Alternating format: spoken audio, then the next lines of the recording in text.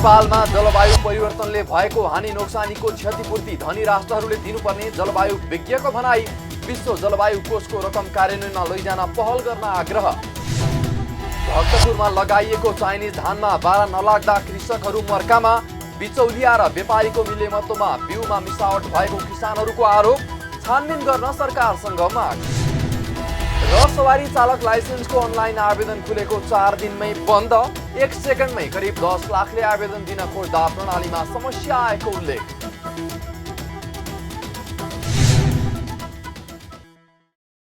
हामी छौं पल पल तपाईसँग,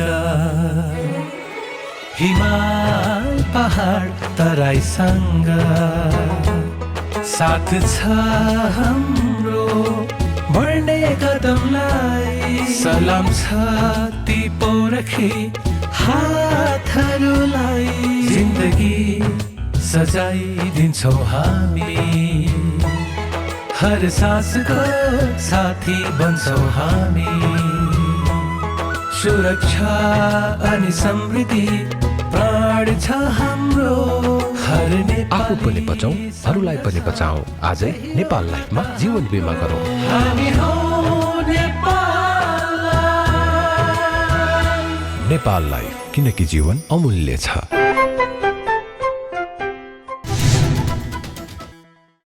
नमस्कार, कारोबार समाचारमा स्वागत छ। अब समाचार विस्तारमा। जलवायु विज्ञहरूले संयुक्त राष्ट्रसङ्घीय संरचना महासन्धि UNFCCC का पक्ष राष्ट्रहरूको सम्मेलनमा नेपालले जलवायु परिवर्तनले सृजित गरेको हानि नोक्सानीको क्षतिपूर्ति माग गर्नुपर्ने बताएका छन्। जलवायु विज्ञ डाक्टर धर्मराज उप्रेतीले यही कार्तिक 14 देखि 26 गतेसम्म स्कटल्यान्डको ग्लासगोमा हुने UNFCCC का पक्ष राष्ट्रहरूको सम्मेलनमा नेपालले जलवायु परिवर्तनले सृजित गरेको हानि नोक्सानीको क्षतिपूर्ति माग गर्नुपर्ने बताउनु भएको हो। उहाँले 2015 मा भएको पेरिस सम्झौता अनुसार 100 अर्ब विश्व जलवायु कोषबाट परिचालित हुने भनिएको रकम कार्यान्वयनमा लैजान पहल गर्नुपर्ने पनि बताउनु भयो। 2015 मा भएको पेरिस सम्झौता अनुसार 100 बिलियन विश्व जलवायु कोषबाट जुन परिचालित हुने भनेको छ, त्यो परिचालन हुने तरिका, त्यो परिचालन चाहिँ लाई सजिलो बनाउने र गरिब देशले चाहिँ त्यो वित्तलाई चाहिँ ल्याएर आफ्नो देशमा जलवायु परिवर्तनको अनुकूलन र न्यूनीकरणका योजनाहरू जुन बनाएका छन् त्यसलाई चाहिँ कार्यान्वयनमा लैजान सकोस्। अर्थात् चाहिँ नेपालले पनि आफ्नो जस्तो NDC बनाएको छ र त्यो NDC कार्यान्वयनको लागि 24 बिलियन अमेरिकी डलर चाहिन्छ भनेको छ। भनेपछि त्यो 24 बिलियन अमेरिकी डलर कहाँबाट आउँछ? नेपालले आफैले गर्न सक्दैन। भनेपछि त्यस्तो चाहिँ रकम विश्व समुदायबाट पनि आएर नेपालले पनि केही हिस्सा पाउँछ। त्यो हिस्सा पाउनुको लागि चाहिँ विश्व समुदायले त्यो बाटोलाई सजिलो बनाइदिनु पर्यो भन्ने अर्को दोस्रो हो। पेरिस सम्झौता अनुसार औद्योगिक मुलुकहरूले सन् 2020 बाट विकासोन्मुख मुलुकलाई प्रत्येक वर्ष 100 अर्ब हाराहारीको रकम सहयोग गर्न प्रतिबद्धता जनाएका थिए। कार्बन उत्सर्जनलाई 45% मा झार्ने र जलवायु जन्य हानि नोक्सानीको क्षतिपूर्तिका लागि जलवायु वित्तको व्यवस्था गरी विकासोन्मुख मुलुकलाई नोक्सानी बापतको रकम उपलब्ध गराउने सहमति जनाएका धेरै मुलुकले आफ्नो प्रतिबद्धता कार्यान्वयन गरेका छैनन्। जलवायु विज्ञ डाक्टर उप्रेतीले बाढी पहिरो लगायतका जलवायु जन्य विपदले निम्ति आएको हानि नोक्सानीको क्षतिपूर्ति माग गर्न पनि सुझाव दिनुभएको छ। उहाँले विगत 10 वर्षको अवधिमा जलवायु परिवर्तनको कारणले नेपालमा 8 लाख संरचनाहरू ध्वस्त भएको तथा करिब 40 अर्ब रुपैयाँ नेपाललाई हानि नोक्सानी भएको अनुमान रहेको बताउँदै त्यसको क्षतिपूर्ति धनी देशहरूले दिनुपर्छ भन्ने कुरा उठाउनु पर्ने बताउनु भयो। अहिलेको लस एन्ड ड्यामेज जति भइराखेको छ, जस्तो अब हिजो अस्ति तपाईँले देख्नुभयो, यो बर्खा गयो, बर्खा गइसकेपछि पनि अहिले ठुलो हावाहुरी देशभरि नै चल्यो र पानी पर्यो र धान भित्र्याउने बेलामा सबै धानहरू चाहिँ अहिले पल्टिएको अवस्था छ। भनेपछि त्यसको क्षति धेरै हुने आकलन चाहिँ गरिएको छ। भनेपछि एउटा यो क्षति, अर्को चाहिँ अनयुजुअल सिचुएसनबाट हुने क्षति, जस्तो मेलम्चीको क्षति, जस्तो मनाङको क्षति जुन हामीले कल्पना गरेको थिएनौँ। र त्यस्तो खालको चाहिँ हानि नोक्सानी र यही वर्ष मात्रै नेपालले हेर्ने हो भनेपछि 18 वटा पक्की पुलहरू जुन इन्फ्रास्ट्रक्चर छ, भौतिक संरचना छ, त्यो लगायत अरू भौतिक संरचना पनि चाहिँ यो बर्खामा चाहिँ ध्वस्त भए। भनेपछि त्यसको चाहिँ क्षतिपूर्ति लगायत अरू कुनै पनि जलवायुजन्य विपदबाट हुने क्षतिपूर्तिको लागि नेपालले आफैले धान्न सक्दैन।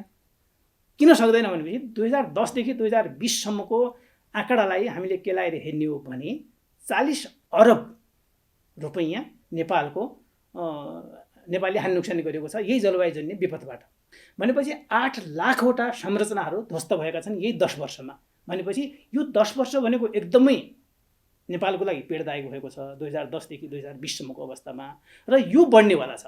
भनेपछि यो बढ्दै जाँदाखेरि चाहिँ अब नेपालले त्यत्रो धान्न सक्ने कि नसक्ने, 40 अरब जब तपाईँको उसमा जान्छ प्रत्येक बर्खामा या यो जलवायुजन्य विपदले गर्दाखेरि चाहिँ जुन नेपालले हानि नोक्सानी बेहोर्नु परेको छ भनेपछि आफै गरिब देश, त्यसमा पनि जलवायु परिवर्तनको चपेटमा परेर यसले धान्न सक्दैन। त्यो धान्न नसक्ने हुनाले चाहिँ हामीले उठाउनु पर्ने विषय भनेको चाहिँ हाम्रो लस एन्ड ड्यामेज, हाम्रो क्षति, हाम्रो नोक्सानीको चाहिँ क्षतिपूर्ति धनी देशहरूले एनेक्स 1 कन्ट्रीहरूले चाहिँ दिनुपर्छ भन्ने कुरा पनि नेपालले उठाउनुपर्छ। विश्व तापमान 1.5 डिग्री भन्दा बढी हुन नदिने, जलवायु परिवर्तनका कारण महिला र सीमान्तकृत समुदायले भोगिरहेको समस्या सम्बोधन तथा जलवायु प्रविधिको प्रवर्धन लगायतका विषयमा नेपालले आफ्नो अडान राख्नुपर्ने बताउनुभयो। सम्मेलनमा जलवायु विज्ञ डाक्टर उप्रेतीको पनि सहभागिता हुनेछ। आगामी अक्टोबर 31 मा हुने कोप 26 शिखर सम्मेलनमा नेपालले कार्बन उत्सर्जन नियन्त्रण गर्न गरेको प्रयासको विषयलाई उठाउनु पर्ने सरोकारवालाहरूले बताएका छन्। जलवायु परिवर्तनसँग जोडिएका विश्वव्यापी मुद्दाहरूबारे छलफल गर्न आगामी अक्टोबर 31 मा बेलायतको ग्लासगोमा कोप 26 शिखर सम्मेलन हुँदैछ। सो शिखर सम्मेलनमा नेपालले कार्बन उत्सर्जनलाई न्यूनीकरण गर्नका लागि वन जङ्गललाई जोगाएर वातावरण संरक्षण गर्दै आएको विषय उठाउनु पर्ने सरोकारवालाले बताएका हुन्। बिहिबार परराष्ट्र मामिला अध्ययन प्रतिष्ठानले विज्ञहरूसँग राखेको छलफल कार्यक्रममा उपस्थित विज्ञहरूले सो सुझाव राखेका प्रतिष्ठानका सूचना अधिकृत सानुराजा पुरीले बताउनुभयो। लामो सुक्खा मौसमको कारणले गर्दाखेरि धेरै ठाउँमा वन जङ्गल डढेलो लाग्दाखेरि त्यो धुवाँ आएर पनि झन् बढेको हामीले देखेका छौँ। भनेपछि त्यसलाई क्लाइमेट चेन्जसँग लिङ्क गर्न सकिन्छ। त्यो सुक्खा लामो समयको सुक्खा मौसमको कारणले, र सायद यो आउने सुक्खायाममा पनि त्यस्तो हुने सम्भावना एकदमै धेरै छ। धेरैले भनिरहेछ यो अहिलेको सुक्खायाममा पनि विल ह्याभ अ लङ यो ड्राई सिजन भन्दै गरिरहेछ। त्यो जनवरीमा सुरु भएको यो 2021 को क्लाइमेट इम्प्याक्ट्स हामीले जुनमा मेलम्चीमा देख्यौँ। त्यसपछि पुरै मनसुन हेऱ्यौँ र मनसुन सकेपछि दसैँको टाइममा जुन हामीले देख्यौँ, अघि फोटोहरू पनि आइसकेका छ। जलवायु परिवर्तनको असर नेपालमा प्रष्ट रूपले देखिन थालेको भन्दै उहाँले ती मुद्दाहरू उठाएर समाधानको प्रयास गर्नुपर्ने विषयमा केन्द्रित रहेर विज्ञहरूसँग छलफल भइरहेको उहाँले जानकारी दिनुभयो। बागमती प्रदेशका नवनियुक्त मुख्यमन्त्री राजेन्द्र प्रसाद पाण्डेले पद तथा गोपनीयताको शपथ लिनुभएको छ। बिहिबार नै मुख्यमन्त्रीमा नियुक्त हुनुभएको पाण्डेले बागमती प्रदेश प्रमुख यादव चन्द्र शर्मा समक्ष दिउँसो मुख्यमन्त्रीको पद तथा गोपनीयताको शपथ लिनुभएको हो। त्यसैगरी प्रदेश प्रमुख शर्माले आन्तरिक मामिला मन्त्रीमा कृष्ण प्रसाद खनाल, भौतिक पूर्वाधार मन्त्रीमा कृष्णलाल भण्डेल र सामाजिक विकास मन्त्रीमा कुमारी मोक्तानलाई शपथ ग्रहण गराउनु भएको छ। बागमती प्रदेशमा नेकपा एकीकृत समाजवादीको नेतृत्वमा नेकपा माओवादी केन्द्र, नेपाली कांग्रेस र जनता समाजवादी पार्टी सहितको गठबन्धनको सरकार बनेको छ। मुख्यमन्त्री पाण्डे एकीकृत समाजवादीको संसदीय दलको नेता हुनुहुन्छ भने खनाल एकीकृत समाजवादी, भण्डेल नेपाली कांग्रेस र मोक्तान माओवादी केन्द्रको तर्फबाट मन्त्री बन्नु भएको हो। विगतका वर्षमा धेरै फलेको भन्दै चाइनिज धान लगाउने किसानहरूको यो वर्ष भने उत्पादन शून्य भएको छ। गत वर्ष एक रोपनी जग्गामा 8-10 मुरीसम्म चाइनिज हाइब्रिड धान उत्पादन भएकोमा यो वर्ष भने धानका बाला नै नलाग्दा किसान ठगिएका छन्। एक रिपोर्ट। गत साता देशभर बाढी पहिरोले धान बाली नष्ट भएको समाचारले दुखी बनाएको अवस्थामा भक्तपुरका किसानले लगाएको धानका बालामा दाना नलाग्दा खाद्यान्नको अभाव हुने भएको छ। भक्तपुरका किसानले लगाएको धानमा भुस मात्र रहेपछि काठमाडौँको बजारमा धेरै रुचाइएको स्थानीय चामलको अभाव हुने भएको हो भने किसानहरूको जीविका नै अप्ठ्यारोमा पर्ने देखिन्छ। भक्तपुरको चाङ्गो नारायण सूर्य विनायक नगरपालिकामा अधिकांश किसानले DY 28 धान लगाएको पाइएको छ। चाइनिज धान DY 28 अघिल्लो वर्ष राम्रो फलेको देखेर यो वर्ष पनि DY 28 लगाएका किसान मर्कामा परेका छन्। 7 रोपनी खेत पुरै पराल मात्र भएको सुनाउँदै चाङ्गो नारायण नगरपालिका वडा नम्बर 6 नगरकोटका किसान विजय लामा र सावित्री श्रेष्ठले बढी फल्ने धान लगाउन पाए हातमुख जोड्न सजिलो हुन्छ भनेर 7 रोपनीमा लगाएको DY 28 धानमा गेडा नै नलाग्दा अब के खाने भन्ने अवस्थामा आफू पुगेको गुनासो गर्नुभयो।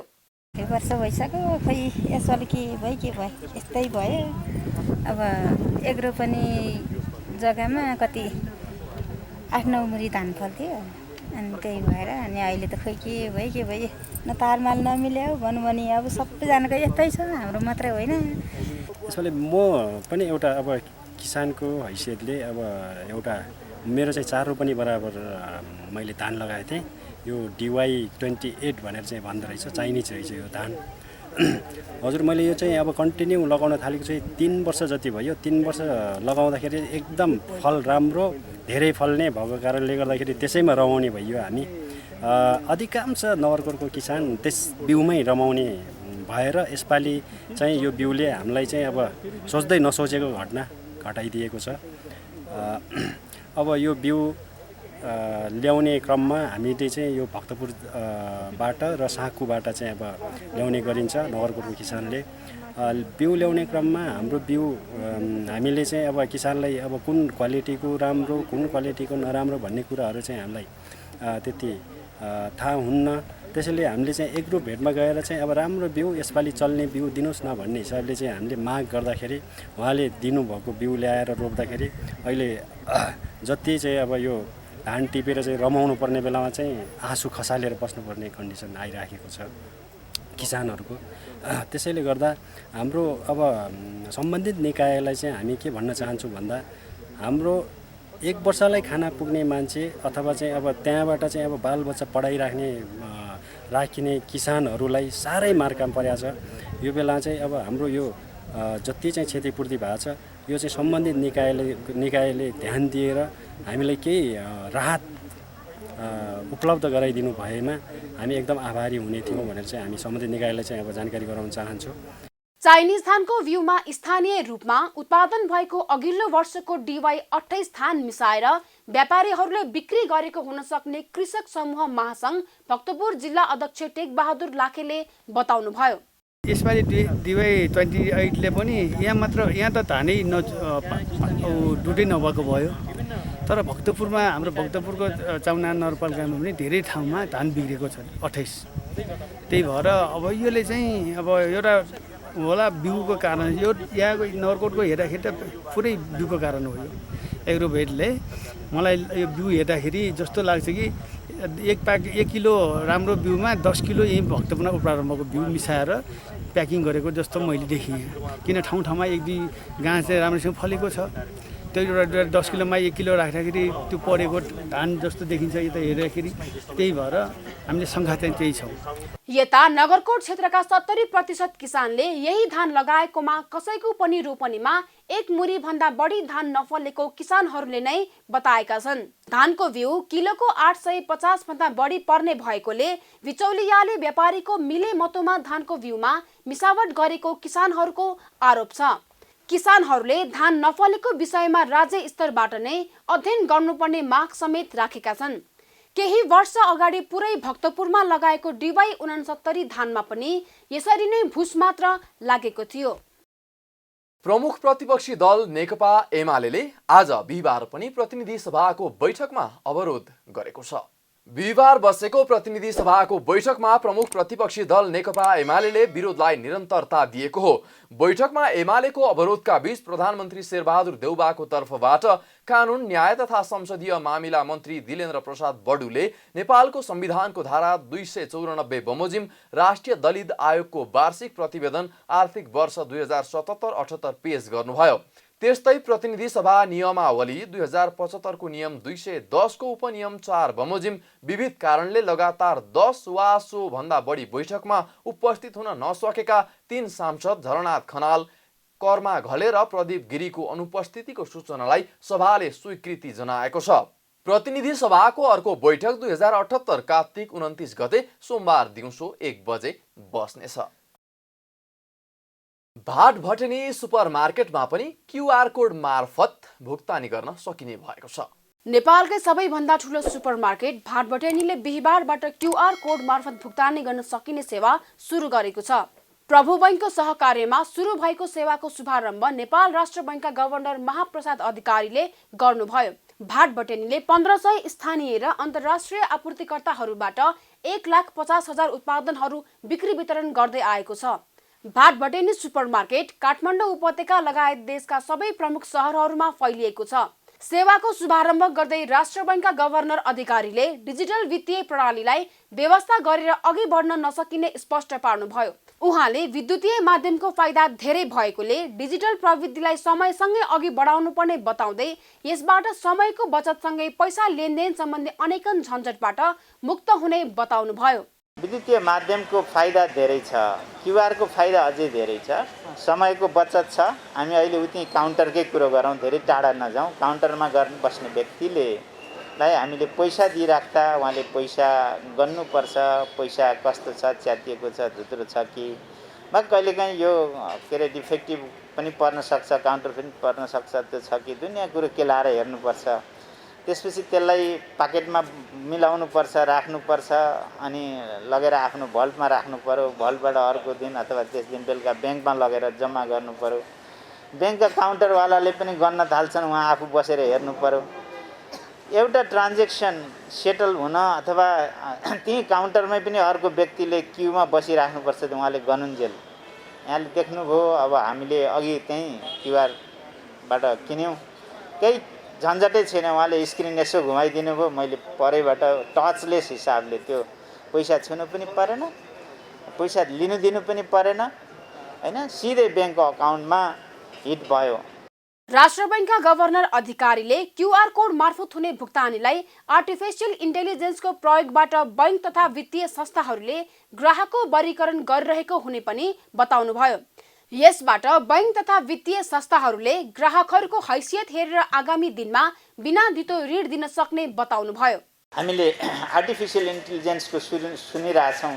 यो क्युआर पेमेन्ट, क्युआरको ट्रान्जेक्सन हेरेर एआई मार्फत ब्याङ्कहरूले आफ्नो कस्टमरको हैसियतहरू बुक गर्दै जान्छन्, डेटाबेसहरू बनाउँदै जान्छन्। तपाईँले भोलि बिना कोल्याट्रल, बिना धितो ऋण पाउन सक्ने, ब्याङ्कसँग कारोबार गर्न सक्ने हैसियत तपाईँको हैसियत छ, तर देखाउन सक्नु भएको छैन अहिलेसम्म, हैन। तर अब यो सिम्पली यो डिजिटल कारोबार गरेको कारणले त्यसैबाट हैसियत झल्किँदै जान सक्छ। आफै ब्याङ्कसँग रिकग्नाइज तपाईँ हुँदै जान सक्नुहुन्छ। त्यस्ता कुराहरू पनि यसले बेनिफिट दिन्छ। राष्ट्र बैंकका गभर्नर अधिकारीले क्युआर कोडको महत्त्व राष्ट्रिय हितको सन्दर्भमा विशेष रहेको बताउँदै सबैले आन्तरिक लाभ लिन सकिने र यसका लागि राष्ट्र बैंकले प्रोत्साहित गरिरहेको समेत बताउनुभयो। क्युआर कोडको प्रयोगबाट ग्राहकहरूले मोबाइल बैंकिङ एप्लिकेसन वा मोबाइल वालेटबाट खरिद गरेको वस्तुको सजिलै रकम भुक्तानी गर्न सक्नेछन्। नेपाल हस्तकला महासङ्घको आयोजनामा हस्तकला व्यापार मेला हुने भएको छ। हस्तकला महासङ्घले आगामी मङ्सिर 3 गतेदेखि 5 गतेसम्म काठमाडौँ स्थित होटल ह्याथ रिजेन्सीमा 18औं हस्तकला व्यापार मेला तथा 16औं कला प्रदर्शनी गर्ने भएको हो। मेलाबारे बिहीबार पत्रकार सम्मेलन गरी जानकारी गराइएको हो। मेलामा हस्तकला लगायत विभिन्न वस्तुहरूको करिब 120 वटा स्टल राखिनेछ। मेलामा कला प्रतियोगिता अन्तर्गत नेचुरल फाइबर, प्राकृतिक रेसा र फिलगिरी गरी 2 वटा विधामा प्रतियोगिता गरिने र 70 वर्ष नागेका ज्येष्ठ कलाकार र हस्तकलाका वस्तुहरू विदेशी बजारमा निर्यात गर्ने उत्कृष्ट निकासीकर्ताहरूलाई सम्मान गरिने पनि जनाइएको छ। त्यसैगरी मेलाको आकर्षणहरूमा उत्कृष्ट स्टल तथा प्याभिलियन प्रतियोगिता, परम्परागत तथा नवोदित हस्तकलाको प्रदर्शनी, अमूर्त सांस्कृतिक सम्पदाको उजागर, क्राफ्ट कम्पिटिसन लगायत रहेको 18औं हस्तकला व्यापार मेला तथा 16औं कला प्रदर्शनीका संयोजक रविन्द्र साक्यले बताउनुभयो। वर्तमान परिस्थितिको असहजता र सामाजिक दूरी र सुरक्षाको स्वास्थ्य सुरक्षाको हामीले मापदण्डलाई पालना गर्ने हिसाबले बढीमा बढी हामीले 120वटा मात्र स्टल राखेर हाट होटलमा खुल्ला रूपमा हामीले त्यो मेला गर्ने जमुर्को गरेको यहाँलाई जानकारी दिन चाहन्छु भने यसको एउटा अर्को मेलाको प्रमुख आकर्षणको रूपमा एउटा क्राफ्ट कम्पिटिसन भनेर हामीले लाइभ डेमोन्स्ट्रेसन गराउँछौँ दुईवटा विधामा एउटा कन्टेम्पोरेरी र एउटा ट्रेडिसनल भनेर समसामयिक र परम्परागत विधा भनेर हामीले दुईवटा क्याटेगोरीको कम्पिटिसन पनि गराउँछौँ लाइभ चाहिँ त्यो कम्पिटिसनबाट हामीले पुरस्कृत फर्स्ट सेकेन्ड थर्ड हुनुभएकालाई पनि त्यही सम्मानसहित हामीले पुरस्कार पनि गर्छौँ भने यस वर्ष हामीले चाहिँ नेचुरल फाइबर भनेर यो अहिले प्राकृतिक रेसाका वस्तुहरूलाई चाहिँ नयाँ टेक्नोलोजीको हिसाबमा समसामयिक विषयमा राख्यौँ भने परम्परागत रूपमा फिलिगे भनेर एउटा जराउ भन्छ त्यो सिस्टम त्यो टेक्नोलोजीलाई हामीले गरेँ यसको विस्तृतमा हाम्रा अर्को संयोजकले प्रस्तुत गर्नुहुन्छ भने यसको अर्को एउटा आकर्षणको रूपमा यो कोभिडले धेरै हाम्रा वरिष्ठ कलाकारहरू बित्नु भएको अवस्था छ र हामीले विगत केही वर्षदेखि यो हाम्रा अग्रजहरू 70 वर्ष नायकका ज्येष्ठ वरिष्ठ कलाकारहरूलाई सम्मान गर्ने क्रम पनि हामीले सुरु गरेका छौँ। मेलाको उद्देश्य नेपाली हस्तकलाको स्वदेशी तथा अन्तर्राष्ट्रिय बजार प्रवर्धन गर्नु, निर्यात व्यापार प्रवर्धन गर्नु, नेपाली उद्यमी व्यवसायी र विदेशी हस्तकला आयातकर्ता बीचमा सम्बन्धको विकास गर्नु तथा विदेशी हस्तकला आयातकर्ता तथा उपभोक्तालाई नेपालमा एक निश्चित समयमा अन्तर्राष्ट्रिय स्तरको व्यापार मेला हुन्छ भन्ने सन्देश प्रवाह गर्नु रहेको महासंघले जनाएको छ। सवारी चालक अनुमति पत्र लाइसेन्सको अनलाइन आवेदन प्रणाली बन्द भएको छ। यातायात व्यवस्था विभागले सबै प्रकारका सवारीको लाइसेन्सका लागि आवेदन खुल्ला गरेको 4 दिनमै प्रणालीमा प्राविधिक समस्या आएको कारण मर्मतका लागि भन्दै बिहीबारबाट बन्द भएको हो। गत वैशाखदेखि बन्द रहेको नयाँ लाइसेन्सको आवेदन विभागले सोमबार साँझ 5 बजेदेखि खुल्ला गरेको थियो। तर 6 महिनापछि आवेदन खुलेसँगै एकैचोटि चाप पर्दा सिस्टममा समस्या आएको विभागका सूचना अधिकारी लोकनाथ भूषालले जानकारी दिनुभयो। उहाँले लाइसेन्स आवेदनका लागि खुल्ला गरेको 1 सेकेन्डमै करिब 9-10 लाख मानिसले एकैचोटि फारम भर्ने प्रयास गर्दा बुधबारदेखि सर्भरमा समस्या आएको र पूर्ण रूपमा बन्द रहेको बताउनुभयो। प्राविधिक सहितको टोलीले मर्मतको काम सुरु गरिसकेकाले जति सक्दो चाँडो आवेदन खुलाउने उहाँले बताउनुभयो।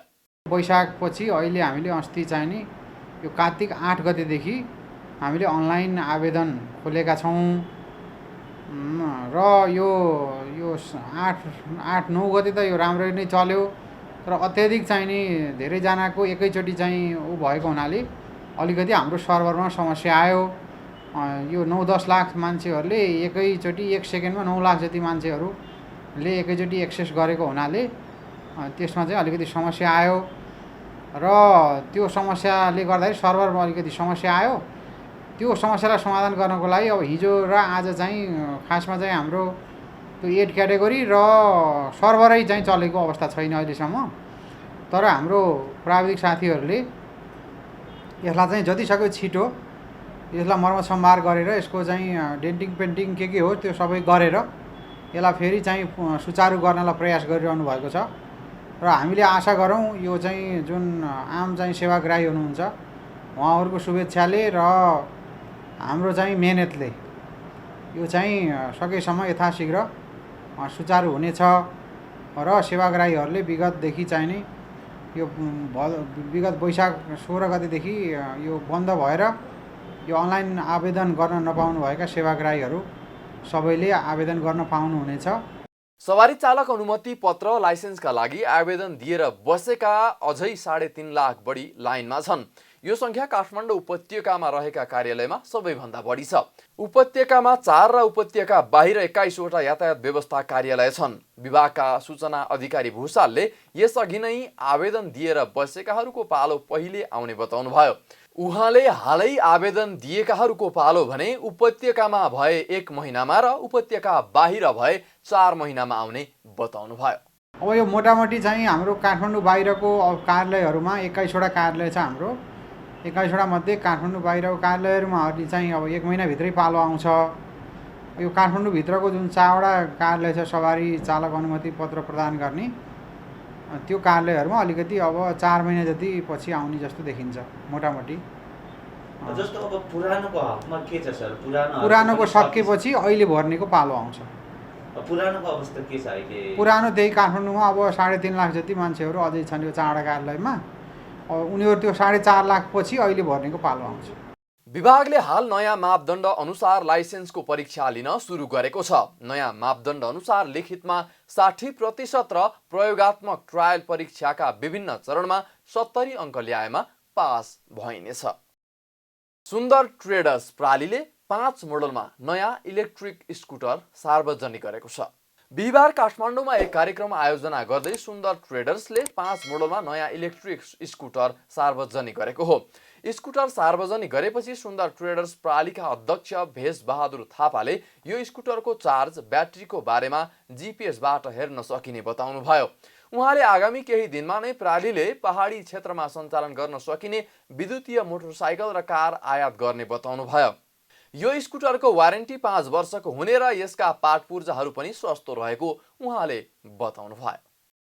यो साता शेयर बजार मापन गर्ने नेप्से परिसूचक 225 अङ्कले बढेको छ। साताको पहिलो दिनदेखि लगातार बढिरहेको शेयर बजारमा यो साता 225.06 अङ्कले बढेर 2782.16 अङ्कमा उक्लिएको हो। नेप्से परिसूचक साताको पहिलो दिन 27.51, सोमबार 87.63, मङ्गलबार 78.82 र बुधबार 18.06 अङ्कले बढेको छ। सो क्रमले निरन्तरता पाउँदै आज पनि नेप्से परिसूचक 13.04 अङ्कले बढेको छ। अघिल्लो दिनको तुलनामा बिहिबारको बजारमा परिसूचकमा सुधार देखिए पनि कारोबार रकम भने घटेको छ। दिनभर कुल 222 कम्पनीको 92,36,000 किता शेयर 5,39,02,00,000 रुपैयाँ बराबरमा किनबेच भएको छ। कारोबारमा आएका कम्पनी मध्ये नेशनल हाइड्रो पावर कम्पनीको उच्च कारोबार भएको छ। कम्पनीको एकै दिन 29,19,00,000 रुपैयाँ बराबरको शेयर किनबेच भएको छ। त्यस्तै नबिल बैङ्कको पनि 22,75,00,000 रुपैयाँ बराबरको शेयर कारोबार भएको छ। बिहिबार रिडी हाइड्रो पावरको शेयर मूल्यमा सकारात्मक सर्किट लागेको छ। यस्तै मनोकामना स्मार्ट लघुवित्त, हिमालयन पावर पार्टनर, जीवन विकास लघुवित्त वित्तीय संस्था, ग्रामीण विकास लघुवित्त वित्तीय संस्थाको पनि उच्च शेयर मूल्यमा कारोबार 8.25%ले बढेको छ। बढेको बजारमा केही समूहको परिसूचक बढेका छन् भने केहीका घटेका छन्।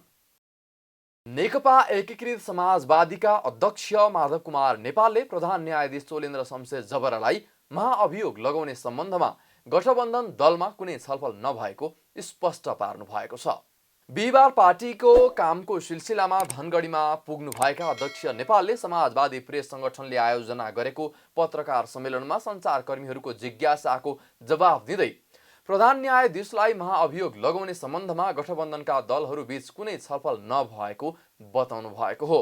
उहाँले आफू निरन्तर काठमाडौँ बाहिर रहेको र नेताहरू पनि व्यस्त रहेका कारण 5 दलको बैठक बस्न नसकेको समेत उल्लेख गर्नुभयो।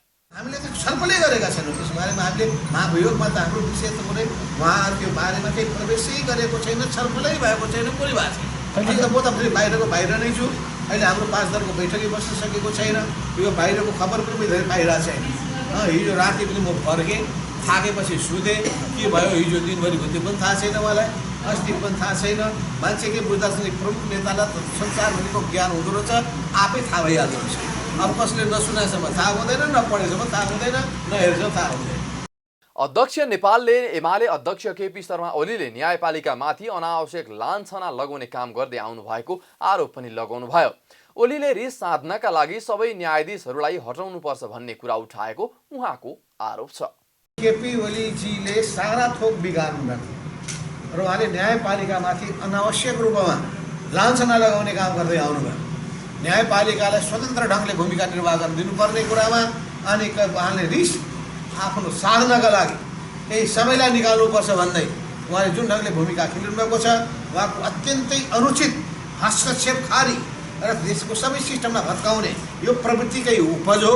त्यस हुनाले यो देशलाई अब स्वतन्त्र न्यायपालिकाको मामिलामा हस्तक्षेप गर्ने होइन, त्यत्रो ऐतिहासिक फैसला गर्ने न्यायाधीशहरूमाथि उहाँले जो संसदीय हटाउनुपर्छ भन्ने कुरा उठाउनु भएको छ, यो अत्यन्तै नाजायज अनुचित कुरा। अध्यक्ष नेपालले एकीकृत समाजवादीले चुनावमा अरू पार्टीसँग गठबन्धन गर्ने पनि बताउनुभयो। वर्तमान गठबन्धन पनि चुनावसम्मै जाने उहाँले बताउनुभयो। अन्य पार्टीसँग गर्ने चुनावी तालमेलको सम्बन्धमा छलफल परामर्श सुरु गर्ने पनि उहाँले उल्लेख गर्नुभयो। चितवनका भीमबहादुर विश्वकर्माको हत्याको विरुद्धमा काठमाडौँको माइतीघरमा विरोध प्रदर्शन गरिएको छ।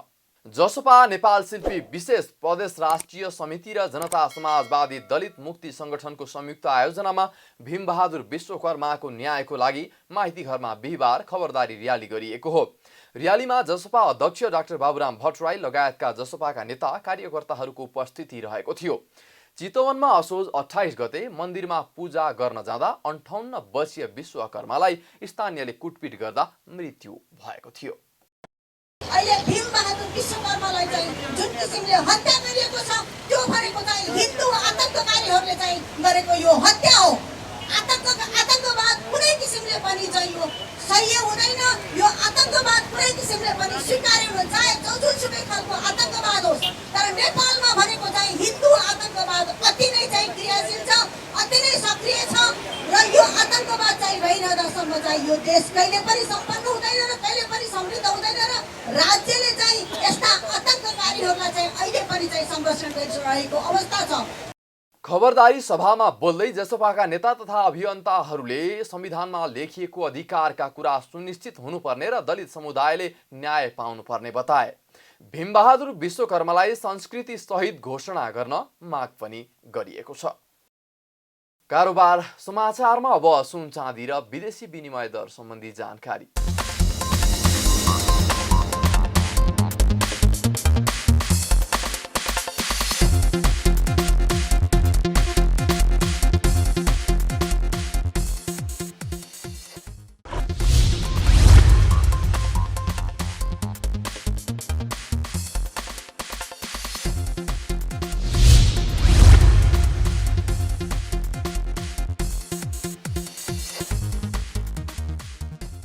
बिदा हुनुअघि अहिलेसम्मका प्रमुख समाचार फेरि एकपटक। नेपालमा जलवायु परिवर्तनले भएको हानि नोक्सानीको क्षतिपूर्ति धनी राष्ट्रहरूले दिनुपर्ने जलवायु विज्ञको भनाई। विश्व जलवायु कोषको रकम कार्यान्वयनमा लैजान पहल गर्न आग्रह। भक्तपुरमा लगाइएको चाइनिज धानमा बारा नलाग्दा कृषकहरू मर्कामा। बिचौलिया र व्यापारीको मिलेमतोमा बिउमा मिसावट भएको किसानहरूको आरोप। छानबिन गर्न सरकारसँग माग। र सवारी चालक लाइसेन्सको अनलाइन आवेदन खुलेको 4 दिनमै बन्द। 1 सेकेन्डमै करिब 10 लाखले आवेदन दिन खोज्दा प्रणालीमा समस्या आएको उल्लेख।